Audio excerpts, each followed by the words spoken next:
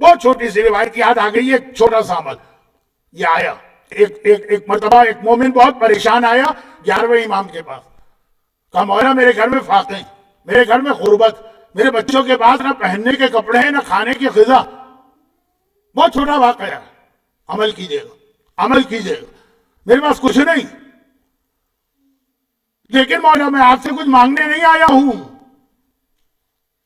میرے باپ کے پاس تو اتنی دولت تھی کہ میں اپنے پورے خاندان کو اکیلا پال سکتا ہوں، لیکن میرے باپ نے وہ دولت زمین کھود کے کہیں دفن کی تھی، پہلے یہی طریقہ تھا، بینک تو تھے نہیں، اور اچانک اس کو موت آ گئی۔ تقریر کہاں سے شروع ہوئی تھی؟ اچانک موت اچھی ہے کہ جب ٹائم مل جائے وصیتوں کا، اچانک موت آ گئی۔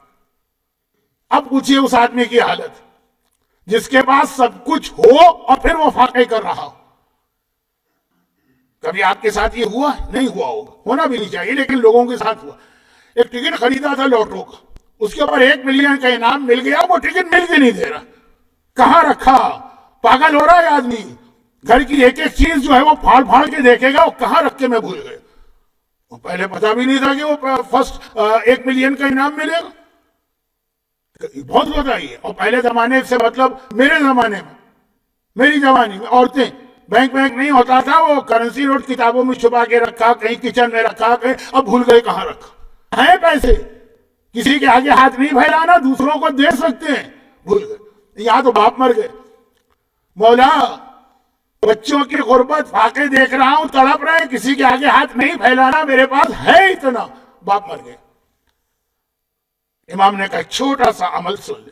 آج کل بڑے مشکل عمل یوٹیوب پہ نظر آ رہے ہیں، عربی کی ایسی دعائیں کہ بعض اوقات اس دعا بتانے والے سے سوال کرنے کو دل چاہتا ہے، یہ دعا کوئی ایسی بتائیے کہ ہم یہ دعا یاد کر سکیں تو پھر اس کے اوپر عمل کریں گے۔ اور میں ہمیشہ سے قائل تھا، اور آج کل خصوصاً چھوٹے عمل۔ امام نے کہا ایک بات یاد رکھو، 11واں امام جو سارے کمالات کو رکھے ہوئے اسی کمالات والا عمل بتا رہا، کہا کہ عشاء کی نماز کے بعد جب نافلہ پڑھ لینا، اس کے بعد 100 مرتبہ درود کی تسبیح مکمل کرنا، جاؤ تمہارا مسئلہ حل، چلا گیا۔ اسی رات کو ویٹ کو تھوڑی کرے گا، اسی رات کو عشاء کے بعد جو 2 رکعت ہم نافلہ بیٹھ کے پڑھتے ہیں، ختم کی، 100 درود کی تسبیح ختم کی، سویا، خواب میں باپ آ گئے، اور آنے کے بعد کا بیٹا وہ امانت باغ کے فلاں گوشے میں فلاں جگہ پہ دفن ہے، جا کے لے لو۔ اسی وقت اٹھ کے بھاگا، چراغ لے کے گیا، زمین کھودی، وہ ساری دولت مل گئی۔ یہ 11ویں امام کا خاص تحفہ ہے آپ کے لیے۔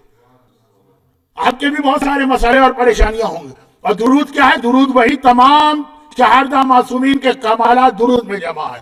تو زبان کے ذکر میں درود میں سارے کمالات ہیں، اور پرسنالٹی کے اعتبار سے 11ویں امام میں سارے کمالات ہیں۔